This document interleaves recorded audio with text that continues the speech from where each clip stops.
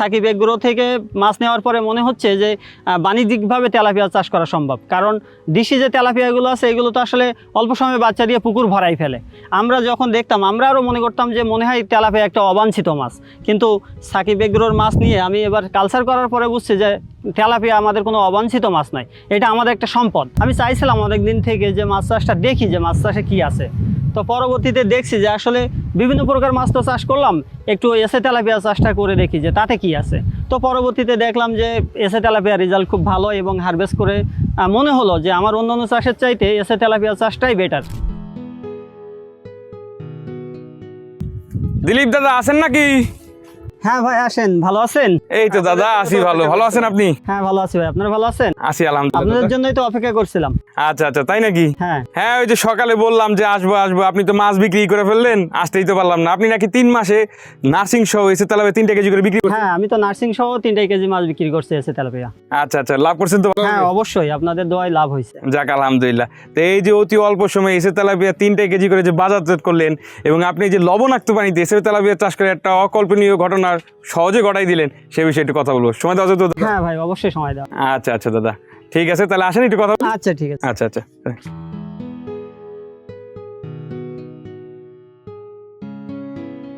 আসসালামু আলাইকুম, আমি আলামিন। সাকিব এগ্রোটেক প্রাইভেট লিমিটেডের পক্ষ থেকে আপনাদের সকলকে জানাচ্ছি আন্তরিক শুভেচ্ছা এবং অভিনন্দন। আজকে আমরা অবস্থান করতেছি সাতক্ষীরার ভোমরাতে এমন একজন খামারি ভাইয়ের খামারে, যিনি চিংড়ির পুকুরে অর্থাৎ লবণাক্ত পানিতে এসে তেলাপিয়া চাষ করে সাফল্য অর্জন করেছেন। তো চলুন আর দেরি না করে চলে যাই সেই ভাইয়ের কাছে, যেখানে রয়েছে পরিশ্রম, পরিকল্পনা এবং আমাদের পণ্যের বাস্তব ফলাফল। তো দাদা প্রথমে আপনাকে ধন্যবাদ জানাই, আপনি আপনার মূল্যবান সময় আমাদেরকে দিয়েছেন। ভালো আছেন দাদা? হ্যাঁ, আপনারা ভালো আছেন? এই তো দাদা আছি আলহামদুলিল্লাহ ভালো। তো বর্তমানে তো আপনার একটা প্রজেক্টের সামনে দাঁড়িয়ে আছে, তাই না দাদা? জি এইটি সহ আপনার মোট কতটি প্রজেক্ট রয়েছে? এটা সহ আমার 3টা প্রজেক্ট আছে। আচ্ছা, এগুলো কত শতাংশের? এটা যেটাতে আমরা দাঁড়ায় আছি এটা এখন 100%, ওই সাইডে আরেকটা আছে 80%, আর নার্সিং এর জন্য একটা আছে 12%। আচ্ছা, এগুলো কি লিজের না নিজে? হ্যাঁ, এগুলো সব লিজে নেওয়া আমার। আচ্ছা দাদা, বর্তমানে যে পুকুরটির সামনে আমরা দাঁড়িয়ে আছি, এই পুকুরে কি মাছ আছে?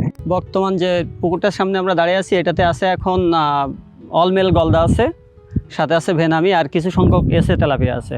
মানে আমি যে মাছটা নিয়েছিলাম ওটা তো হারভেস্ট করা হয়ে গেছে। হারভেস্টের পরে আমি এটা তো ফেলে রাখা যায় না, যেহেতু আমাদের তো সিজনালি একটা ব্যাপার আছে। আর অলরেডি আপনাদের মাছ আবার আমি এসে তেলাপিয়া অর্ডার করা হয়েছে, মাছ আবার আসছে। আচ্ছা, মানে কি এসে তেলাপিয়া এই পুকুরে ছিল, ওটা আপনি বিক্রি করেছেন? হ্যাঁ, ওইটা আমি বিক্রি করি। আচ্ছা, কত দিনের মাথা বিক্রি করলেন? আমি মূলত 3.5 মাসের মাথায় মাছটা বিক্রি করছি। 3.5 মাসের মাথায় বিক্রি? হ্যাঁ, 3.5 মাসে। আচ্ছা, এই যে 3.5 মাসের মাথায় যে এসে তেলাপিয়া বিক্রি করলেন, এটা কি নার্সিং সহ না নার্সিং বাদে? নার্সিং সহ 3.5 মাস। কি বলেন, নার্সিং সহ 3.5 মাসে হ্যাঁ। কিভাবে বিক্রি করলেন? কয়টা কেজি আসলো তখন? নার্সিং সহ 3.5 মাস আমি 3টা থেকে মাছ বিক্রি করা শুরু করছি, আর এখনো কিছু মাছ আছে যেটা 2 কেজি হবে। এখন তাহলে বর্তমান বয়স কতদিন আছে? এখন আপনার যদি হিসাব করা হয় 4 মাস প্লাস। 2026 সালের এসে তেলাপিয়া পোনার দাম নির্ধারণ করা হয়েছে প্রতি পিস 1 টাকা 45 পয়সা করে। তাহলে আর দেরি কেন, আজই এসে তেলাপিয়া পোনার অর্ডার করুন এবং প্রায় 0% মৃত্যু হারে পোনা ডেলিভারি গ্রহণ করুন। আচ্ছা দাদা, এই যে আপনি 3.5 মাসে এসে তেলাপিয়া যে বাজারজাত করলেন, তা আপনি এত বড় প্রজেক্টে আপনি কয় হাজার তেলাপিয়া দিছিলেন? আমি মূলত নার্সিংয়ে দিয়েছিলাম 12,000 মাছ। 12,000 মাছ আমার মনে হয় যে 12,000 মাছই আমরা পাইছিলাম। আপনি নার্সিং থেকে যখন কালচারে দিচ্ছেন, হ্যাঁ, তখন কি গণনা করে দেন নাই? হ্যাঁ, গণনা করে দিয়েছি। আসলে ওইটা তো একটা করে গণনা করা হয়নি। আমি যখন কালচারে দিয়েছিলাম তখন মাছ ছিল আমার 40 কেজি। তো ওইটা আমরা একটা কাউন্ট করার পরে 1 কেজি কাউন্ট করার পরে মাছটা ওজন করে দিয়েছিলাম। এই ওজনের উপরে হিসাব করলাম যে 12,000 মাছ আমরা পাইছি, বা 12,000-এর বেশি না হলেও 12,000, পুরোপুরি 12,000 মাছই আমরা পাইছি। তার মানে দাদা আপনি এই পুকুর সহ আর একটা পুকুরে নার্সিং করে তারপর চাষটা সম্পূর্ণ করছি। আচ্ছা, যেই পয়েন্টটা নার্সিং বলতেছেন, এই নার্সিং পুকুরটা আসলে কি? নার্সিং পুকুর কিভাবে তৈরি করে? প্রথম পর্যায়ে পুকুরটা সুন্দর করে সেচ দিছি, দেওয়ার পরে ওর যে মাটিগুলো ছিল, মাটি বা পচা কাদা যেটা বলা হয়, ওইটা আমরা উঠাই ফেলছিলাম। উঠাই ফেলে শতাংশ প্রতি 1 কেজি চুন এবং চুন দেওয়ার পরে জীবাণুনাশকের ডোজ করছিলাম। জীবাণুনাশকের ডোজ করার 1 সপ্তাহ পরে পানি উঠাইছিলাম আমি ওটাতে। তারপরে ওতে আমরা প্রোবায়োটিকের ডোজ করছিলাম। যখন পুকুর রেডি হয়ে যায় তখন আমি কোম্পানি থেকে পোনা পাই এবং সেই পোনাটা ওখানে অবমুক্ত করি। আচ্ছা, এই যে দাদা এখানে কি আরো কোনো কিছু অবলম্বন করছেন? আপনার এলাকার দেখা যাচ্ছে পুকুর, মানে আপনাদের এই জায়গায় তো ঘের বল। হ্যাঁ, এদিকে ঘেরগুলো তো সব খোলা বলা, পুকুরে মাছ খেয়ে নেয় নেই? না, পুকুরে আসলে আমার যে নার্সিং পুকুরটা ছিল ওর চারপাশটা নেট দিয়ে ভালো করে আমরা বেষ্টন করে রাখছিলাম, কারণ এখানে হয়তো সাপ আছে বা পাখিটা আসে, পাখিতে মাছ খেয়ে নিতে পারে। এর জন্য আমরা ওটা সেফটির জন্য চারপাশে নেটিং করছিলাম, সাথে উপর দিয়ে জাল দিয়ে দিয়েছিলাম যাতে অন্য কোনো পাখি বা আপনার সাপ পুকুরে প্রবেশ না করতে পারে এবং আমার মাছ না ক্ষতি করতে পারে। আচ্ছা দাদা, এই যে আপনার নার্সিং পুকুর কত শতাংশ ছিল? নার্সিং পুকুরটা ছিল 8%। আচ্ছা, যে নার্সিং করলেন, নার্সিং অবস্থায় তো আপনার খাবার দিতে হয়েছে। হ্যাঁ, এই খাবারের শুরুটা আপনি কোন খাবার দিয়ে শুরু করছেন? আমরা একটা কোম্পানির পাউডার ফিড খাওয়াইছিলাম। এটা আমি প্রাথমিক পর্যায়ে 4 বার করে খাবার দিছি। পরবর্তীতে মাছ যখন একটু বড় হয়, মাছের গ্রোথের উপরে নির্ভর করে পর্যায়ক্রমে খাবারের সাইজের ভেরিয়েশন যেটা আছে সেটা আমরা পর্যায়ক্রমে করি। আচ্ছা, এই যে সাইজের ভেরিয়েশনটা বললেন, হ্যাঁ, সাইজের ভেরিয়েশনটা আপনি বুঝেন কিভাবে যে এই মাছটা এত সাইজের এত মিলি খাবার ধরবে? এটা বুঝেন কিভাবে, এটা গণনা করেন কিভাবে? যেহেতু এটা আমার একটা ব্যবসা, সেহেতু আমার প্রতি সপ্তাহে মাছ চেকিং করার জন্য এখানে দাড়ি পাল্লা আছে, যেটাকে বলে স্কেল আছে। স্কেল আমরা প্রতি সপ্তাহে মাছের আমরা ওজন করি, যেটাকে বলে। আচ্ছা আচ্ছা পরিমাপ করে দেখি যে মাছ কত বেশি আসছে, আচ্ছা, তারপর সেই অনুযায়ী খাবার, সেই অনুযায়ী আমরা খাবারের পরিবর্তন করি। আচ্ছা আচ্ছা আচ্ছা, তাহলে আপনি পর্যায়ক্রমে এখানে কি কি খাবার দিচ্ছেন, কত মিলি পর্যন্ত? আমি নার্সিংয়ে 1.5 মিলি পর্যন্ত খাবার খাওয়াইছি নার্সিংয়ে, তারপরে ওখান থেকে কালচারে দিই। আচ্ছা, এই যে কালচার যে মাছটা দিলেন সেটা কতদিন পর দিছিলেন? ওইটা 1 মাসের ভিতরে মাছটা দিয়েছি, সম্ভবত 29 থেকে 30 দিনের ভিতরে দিয়েছি। 29 থেকে 30 দিনে যে আপনি খাবার খাওয়াইলেন, তারপর এই যে এসে তেলাপিয়ার যে গ্রোথ, এটা কেমন আসছিল? কয়টা কেজি আসছিল ভাইজান? আমার ওই সময়ে মাছ আসছিল 40টার মতো কেজি, সেই মাছটাই আমরা কালচারে দিয়েছি। জুন, জুলাই ও আগস্ট মাসের মধ্যে এসে তেলাপিয়া পোনা অর্ডার করে জিতে নিতে পারেন 2টি মোটর বাইক ও 5টি ফ্রিজ। লটারির লাইভ ড্র হবে 1 সেপ্টেম্বর। আচ্ছা দাদা, এই যে নার্সিং যে করলেন, নার্সিং করলে লাভ হয় কি, আর নার্সিং করাটা বাধ্যতামূলক কেন? আসলে মাছ চাষের প্রথম যে পদক্ষেপ সেটা নার্সিং, কারণ আমরা যদি সরাসরি কোনো মাছকে আমরা কালচারে দিই তাহলে কত পিস মাছ আছে আমরা এটা জানি না। আর আমরা যখন খাবার দেবো তখন ব্লাইন্ড ফিডিং বলে, যেটা ব্লাইন্ড ফিডিং করে আমরা চাষিরা খুব বেশি লাভ করতে পারি না, কারণ হয়তো দেখা যায় কোনো কোনো ক্ষেত্রে যে মাছ বেশি আছে কিন্তু খাবার আমার কম হয়ে যাচ্ছে, সেই ক্ষেত্রে মাছের আমরা পর্যাপ্ত গ্রোথ পাবো না। আবার যদি দেখি যে মাছের ঘনত্ব কম আছে, আমরা ফিডিং বেশি করছি, সেই ক্ষেত্রে আমাদের ফিডিং খরচ বেশি হয়ে যাবে, সেই ক্ষেত্রে আমরা দুটোতেই লস খাবো। যার ফলে মাছ যারা আমার মতো মাছ চাষ করে বা মাছ চাষিদের একটাই কাজ করতে হবে, প্রথম হচ্ছে লালন পুকুর করতে হবে, যেটাকে নার্সিং পুকুর বলে। নার্সিং পুকুর থেকে আমরা সঠিক কাউন্ট করে মাছটা চাষে দিলে সেটা সবচাইতে ভালো হয়। আচ্ছা দাদা, এই যে নার্সিং পুকুর তৈরির বিষয়টা তো আপনি বললেন, হ্যাঁ, দিন শেষে দাদা কালচার পুকুরেই কিন্তু মাছটা বড় বেশি হয়। হ্যাঁ, কালচার পুকুর। কালচার পুকুরটা আপনি কিভাবে তৈরি করলেন? কালচার পুকুরটা আমরা মূলত কালচার পুকুরে আমাদের এই যে অঞ্চলটা, এই অঞ্চলে আমরা ধান চাষ করি, যেটাকে বলা হয়। তো আমার যখন মাছ নার্সিংয়ে ছিল তখন আমার এই পুকুরটাতে ধান হচ্ছিল। তো ধান হওয়ার পরে আমাদের মাছ রেডি হওয়ার পরে আমরা ধান কর্তন করি। ধান কাটার পরে আমরা এটাকে ভালোভাবে চাষ দেওয়া হয়, মাটিতে ভালোভাবে চাষ দেওয়ার পরে শতাংশ প্রতি 1 কেজি হারে আমরা চুন প্রয়োগ করি। চুন প্রয়োগ করার পরে তারপরে আমাদের যে গভীর নলকূপ আছে, গভীর নলকূপ দিয়ে পানি ভরাট করি। পানি ভরাট করার 1 সপ্তাহ পরে এটাকে জীবাণুনাশক দেওয়া হয়। জীবাণুনাশক করার 3 দিন পরে প্রোবায়োটিকের ডোজ করি। প্রোবায়োটিকের ডোজ করার পরে যখন পানির কালার প্লাস মাটি আমরা আবার পরীক্ষা করি।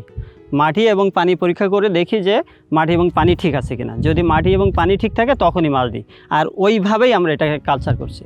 এবং আরও একটা ব্যাপার আছে, আমরা কিন্তু প্রতি মাসে আমাদের যে মাসিক যে ডোজ যেটা আছে চুন লবণ, সেটা অবশ্যই আমরা প্রয়োগ করি। মাছের কোনো সমস্যা থাক বিদায় নাই থাক, কারণ আমরা জানি যে মাছ যদি একবার আক্রান্ত হয়ে যায় যে কোনো সময় আক্রান্ত হতে পারে, সেজন্য আমরা কোনো রিস্ক নিই না। আর এখানে কোনো রিস্কও আমি নেইনি। আমি প্রতি মাসে চুন এবং লবণের ডোজটা কমপ্লিট করছে। আচ্ছা দাদা, এই যে মাছ ট্রান্সফার করা হলো, হ্যাঁ, ট্রান্সফার করার পর তো আপনি পর্যায়ক্রমে খাবার, হ্যাঁ। আচ্ছা এই যে খাবার যে দিলেন, তখন আপনি যখন খাবার দিচ্ছেন ওটা কি ভাসমান দিচ্ছেন না ডুবন্ত? না, আমি এখানে সব কিছুই ভাসমান খাবার ব্যবহার করছি, কারণ ডুবন্ত খাবার দিলে অনেক সময় দেখা যায় পুকুরে গ্যাস হয়। এই গ্যাসের কারণে মাছ মারা যায়, হঠাৎ করে মাছ মারা যেতে পারে। সুতরাং আমি এখানে পুরোটাই আমার কালচার পিরিয়ডে আমি এখানে ব্যবহার করছি ভাসমান খাবার। আচ্ছা দাদা, এই যে আপনি কালচার পুকুরে মাছ দিলেন, তারপর কালচার পুকুরে খাবারও দিচ্ছেন, হ্যাঁ, দিন শেষে দেখা যাচ্ছে দাদা খাবারের দামটা তো বেশি। হ্যাঁ, খাবারের দাম তো অবশ্যই বেশি। খাবারটা আপনি যে মেনটেন করে দিতেন, কোনো কিছু দেখে বা কোনো নির্দেশনা অনুযায়ী দিতেন নাকি? হ্যাঁ, অবশ্যই, কারণ আমরা যখন সাকিব এগ্রো থেকে পোনা নিয়েছিলাম তখন ওনারা একটা গাইডলাইন বই দিয়েছিল আমাদেরকে। ওই গাইডলাইন অনুযায়ী আমরা এখানে খাবারটা দিছি।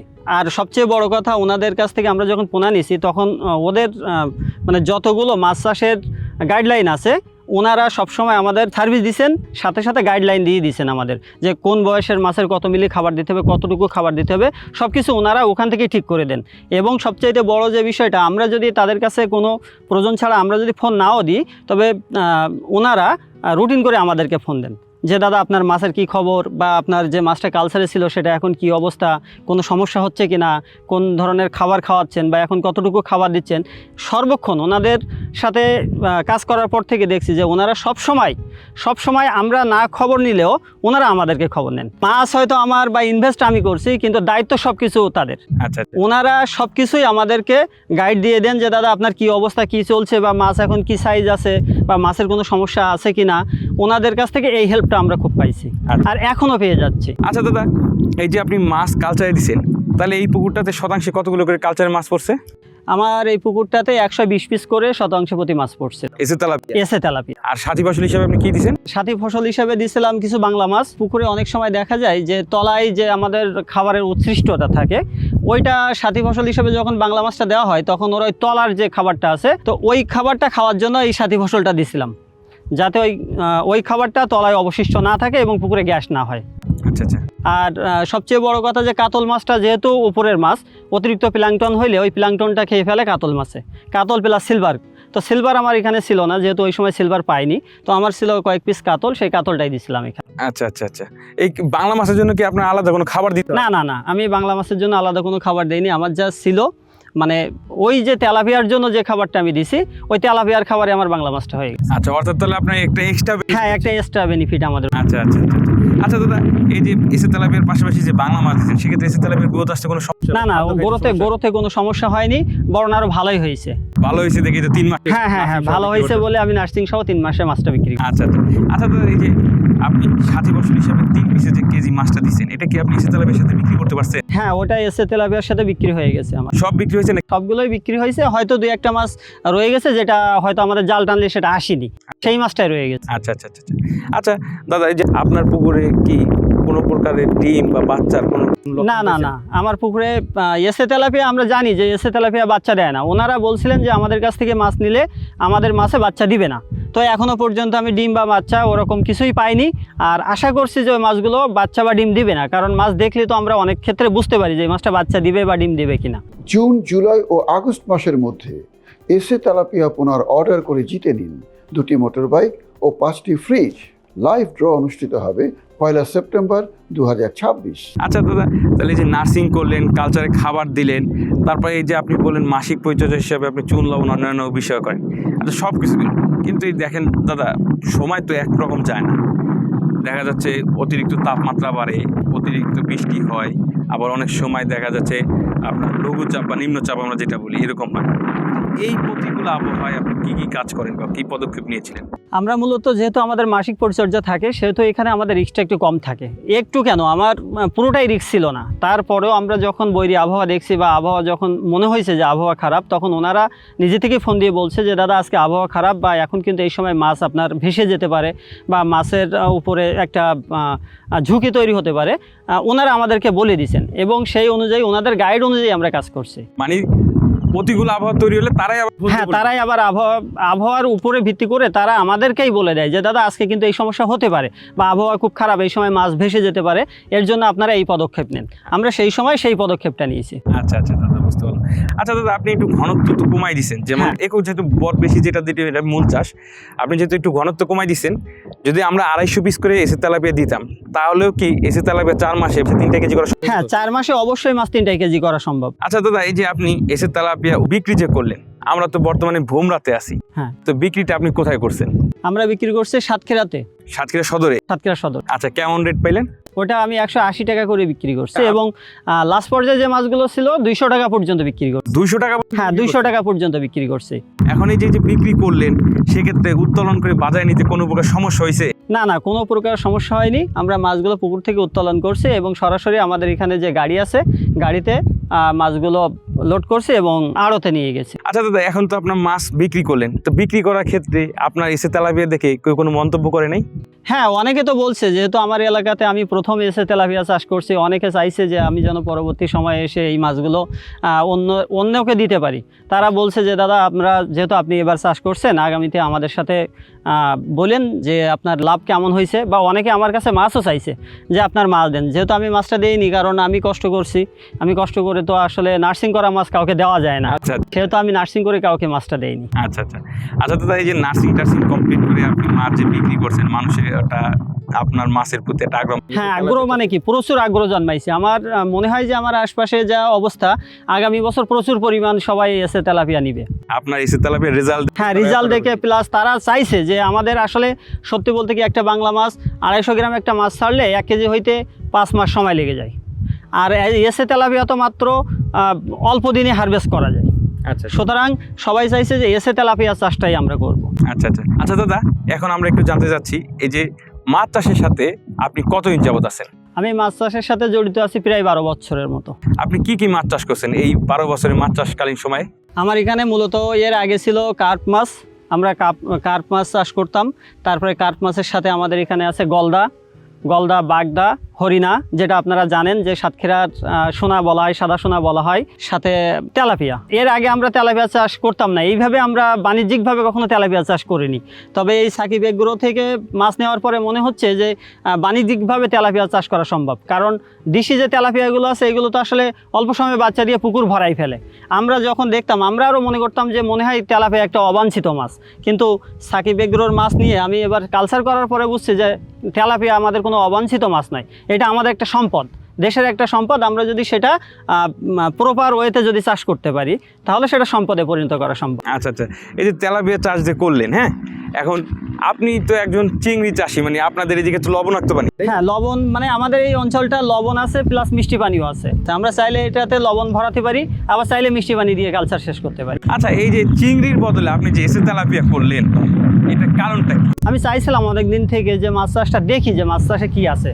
তো পরবর্তীতে দেখছি যে আসলে বিভিন্ন প্রকার মাছ তো চাষ করলাম, একটু এসে তেলাপিয়া চাষটা করে দেখি যে তাতে কি আছে। তো পরবর্তীতে দেখলাম যে এসে তেলাপিয়া রেজাল্ট খুব ভালো, এবং হারভেস্ট করে মনে হলো যে আমার অন্যান্য চাষের চাইতে এসে তেলাপিয়া চাষটাই বেটার। আচ্ছা দাদা, এই যে এসে তেলাপিয়ার কথা বললাম, এসে তেলাপিয়া যে আপনি করলেন, আপনার লবণাক্ত পানিতে এসে তেলাপিয়াকে অ্যাডজাস্ট করলেন কীভাবে? আসলে আমাদের এখানে প্রথম ছিল মিষ্টি পানি। আমি মিষ্টি পানিতে মাছটা প্রথমে অ্যাডজাস্ট করে নিলাম, মাছটা ওখান থেকে বড় করে নিলাম। তারপরে আমার তো জানা মতে তেলাপিয়া আসলে লবণাক্ত পানিতে হওয়া সম্ভব। আমি পর্যায়ক্রমে এখানে লবণাক্ত পানি প্রবেশ করাই, এবং তাতে মাছটা ওখান থেকে আস্তে আস্তে মানে পানির সাথে, যখন আমার যে নার্সিং পুকুর ছিল, নার্সিংয়ে অল্প পরিমাণ লবণাক্ত পানি প্রবেশ করাইছিলাম আমি। আচ্ছা, তারপরে ওখানে অ্যাডজাস্ট করে ওই মাছটা পরবর্তীতে কালচারে দিই। আচ্ছা দাদা, এই যে মাছ কালচার করলেন, বিক্রি করলেন, সব কিছু শুনতে পারলাম, এখন আপনার সামনের পরিকল্পনা কি? সামনের পরিকল্পনা, আবারও আমি এসে তেলাপিয়া সাকিব এগ্রোটেক থেকে আবারও এসে তেলাপিয়া নিচ্ছি আমি। হয়তো 2-1 ভিতরে আমার মাছ আসবে, আর আমার অলরেডি লালন পুকুর আবার প্রস্তুত করে রাখছি, আমি ওইটা আবার চাষে দেবো। আচ্ছা আচ্ছা আচ্ছা আচ্ছা, এই যে সাকিব এগ্রো থেকে আবার যে মাছ আনবেন এসে তেলাপিয়া, এটা কি শীতের আগে ওঠানো সম্ভব হবে? হ্যাঁ, এটা অবশ্যই শীতের আগে ওঠানো সম্ভব হবে, কারণ আমার সামনে তো এখনো 4-5 মাসের মতো সময় আছে। আচ্ছা দাদা, এই যে সাকিব এগ্রোতে মাছ অর্ডার করার পরে তো আপনি মাছটা এনে পুকুরে দিচ্ছেন, হ্যাঁ, তার আগে যে সাকিব এগ্রোর সাথে যোগাযোগ করছেন, তাদের কাছে কি মাছ চাওয়া মতো তারা মাছ দিয়েছে, না আপনার পুকুর বা জায়গা সম্পর্কে জানতে চাইছেন? না, সাকিব এগ্রোর কাছে মাছ চাইলে তারা মাছ দেয় না, এইটা একটা বড় একটা ব্যাপার আছে। ওনারা সব সময় চান যে ওনাদের কাছে মাছ অর্ডার করার পরে ওনারা প্রথমে আমার কাছে পুকুরের ছবি নেয়, যে আপনি যে মাছটা আমাদের কাছ থেকে নিচ্ছেন, আপনার পুকুরটা দেখি, পুকুর ঠিক আছে কিনা। তো পুকুরের পরিবেশ, সার্বিক পরিবেশ ওরা বিশ্লেষণ করার পরে আমাকে মাছটা দিয়েছেন। এই যে ভোমরাতে আপনি মাছটা যে রিসিভ করছেন, তা আপনি কি সম্পূর্ণ মাছ সুস্থভাবে পাইছিলেন, নাকি মাছ মারা গেছিল? আমরা 0% মৃত্যু হারে মাছটা পাইছিলাম। সব মাছ সুস্থ হ্যাঁ, পাইছেন? সব মাছই সুস্থ ছিল। একটা মাছও আমার মনে হয় না যে একটা মাছও ওর ভিতরে কাটা বা মরা ছিল। আমরা 0%, প্রায় 0%। ওনারা বলেন যে 0% মৃত্যু হারে আমরা মাছ আপনাদের ডেলিভারি দেব, আর পুরো দায়িত্ব ওনাদেরই থাকে। কিন্তু আমি যে সময় মাছটা হাতে পাইছিলাম, একটা মাছও কাটা পাইনি আমি। না, এটা একটা মাছ হতে কাটা বা মরা কোনো মাছ আমি পাইনি। হোল প্রসেসের ভিতরে আপনার তো অভিজ্ঞতা ছিল, পাশাপাশি সাকিব এগ্রোতে সমস্ত যে কোনো সময় যোগাযোগ করলে সমস্ত পরামর্শ পাইছেন? হ্যাঁ, আমি যখনই তাদেরকে ফোন দিছি, তখনই আমি সকল প্রকার পরামর্শ পাইছি। আচ্ছা, এই সাকিব এগ্রো এসে তেলাপিয়া মাছ চাষ করে আপনি লাভবান হয়েছেন তো? হ্যাঁ, আমি লাভবান। যাক, আলহামদুলিল্লাহ।